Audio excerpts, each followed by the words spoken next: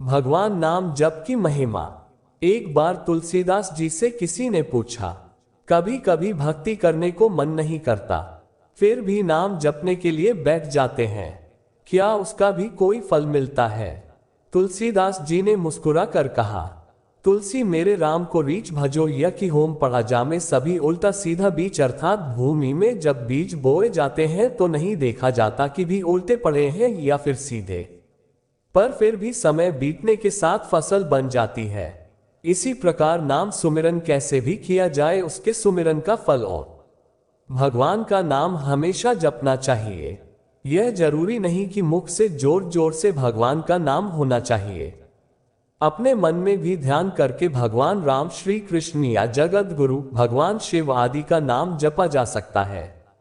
लेकिन वीडियो में आगे बढ़ने से पहले एक छोटी सी रिक्वेस्ट है, अगर आपने ये चैनल अभी तक सब्सक्राइब नहीं किया है तो सबसे पहले सब्सक्राइब कर ले ताकि सनातन धर्म से जुड़ी सारी जानकारियां आप तक सबसे पहले पहुंच सके। कमेंट्स बॉक्स में प्यार भरा राधे राधे लिखकर आपकी हाजिरी अवश्य दें। चलिए वीडियो करते हैं स्टार्ट। किसी भी परिस्थिति में ईश्वर का नाम लेने से सभी मुश्किलों का हल पाया जा सकता है। नाम जप कीर्तन की इतनी भारी कि वेदों पुराणों सभी ग्रंथों में भगवान राम का कीर्तन की महिमा गाई गई। भगवान के जिस विशेष विग्रह को लक्ष्य करके भगवान का नाम लिया जाता है वह तो कब का पंचभूतों में विलीन हो चुका होता है। फिर भी भक्तों की भावना को शास्त्रों की प्रतिज्ञा है कि राम, कृष्ण, हरि, शिव आदि के नामों का कीर्तन करने से अनंत फल मिलता है। ऐसा माना जाता है कि कलयुग में भगवान का नाम जपने से सभी दुखों को समाप्त किया जा सकता है। भगवान के नाम का सुमिरन कैसे भी किया जाए फल अवश्य ही मिलता है। भगवान राम की महिमा अनंत है।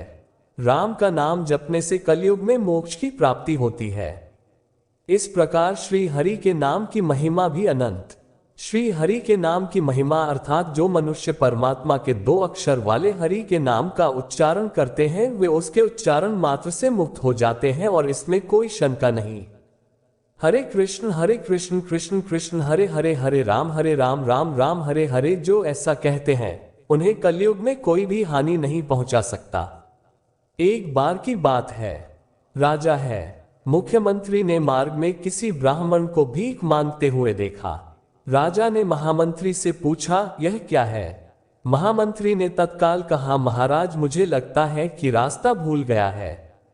राजा ने कहा, तो इस पंडित को रास्ते में लाओ। महामंत्री ने कहा, आ जाएगा राजन, पर समय लगेगा, कृपया 3 महीने का समय दीजिए। राजा ने स्वीकृति दे दी। शाम को महामंत्री ब्राह्मण के घर गया और ब्राह्मण से विद्वान होकर भीख मांगने का कारण पूछा। ब्राह्मण के बताने पर महामंत्री ने कहा, कल से प्राप्त है, आप 4 बजे जाग जाएं और मेरे लिए 2 घंटे हरे कृष्ण कृष्ण कृष्ण हरे हरे, हरे राम राम हरे हरे का नाम जप करें। शाम को एक फोन मुद्रा रोज आपके घर पहुंचा दे। ब्राह्मण को पहले तो ये सुनकर आश्चर्य हुआ, किंतु मन ही मन सोच रहा था कि ऐसा करने में क्या हर्ज है। उसने जब करना स्वीकार किया, पिछले जन्म के कुल के संस्कार शुभ जी। 4 बजे उठने और नाम जप करने में कोई कठिनाई नहीं हुई। रोज शाम को एक फोन मुद्रिका मिल जाने से धीरे धीरे ब्राह्मण धनवान हो गया। अभ्यास करते करते रामकिशन नाम के दिव्य संस्कारों ने दबे शुभ संस्कारों को उभारा। एक दिन ब्राह्मण ने सोचा कि यदि महामंत्री के लिए नाम जप करता हूं तो मेरा धन इतना बढ़ गया, और अगर मैं स्वयं के लिए जयपुर तो लोग और परलोक दोनों में धन आते ही हो जाएंगे। ऐसा सोचकर रोज 2 घंटे खुद के लिए जपने लगे। भगवान राम की ऐसी कृपा हुई कि ब्राह्मण की सभी कामनाएं खत्म होने लगी और एक दिन ब्राह्मण ने महामंत्री से कहा, आप कृपया सोने के मुद्रिका ने केवल अपने लिए ही नाम जाप करूंगा, प्रभु नाम की उपासना नहीं। मेरे विवेक और वैराग्य को इतना जागृत कर दिया है कि मैं प्रभु की भक्ति में बिल्कुल लीन हो गया। एक दिन ब्राह्मण ने पत्नी से कहा, ईश्वर की कृपा से अपनी गरीबी दूर हो गई है, सब ठीक हो गया, अब आप अनुमति दे तो मैं एकांत में रहकर नाम जप साधना करना चाहता हूं। पत्नी साध्वी जी, अतः उसने श्री करती थी। ब्राह्मण देवता प्रभु के सम्मेलन में रंग साधना फूलने फैलने लगी। लोग दस ना सुधारने लगे। धीरे धीरे बात राजा तक पहुंची तो राजा भी एक दिन महामंत्री के साथ महात्मा के दर्शन करने पधारे। वापस लौटते समय राजा ने कहा, महात्मा, मैं भारत का राजा आपसे प्रार्थना करता हूं, यदि आपको किसी भी चीज की जरूरत पड़े संकोच मत करना, तत्काल सुविधा मिल जाएगी। ब्राह्मण देवता मुस्कुराए और बोले, हे राजन, आपके पास ऐसा कुछ भी नहीं जिसके मुझे जरूरत हो। महामंत्री ने कहा, राजन, आपने पहचाना ही नहीं, ये वही ब्राह्मण है जो 3 महीने पहले भीख मांग रहे थे।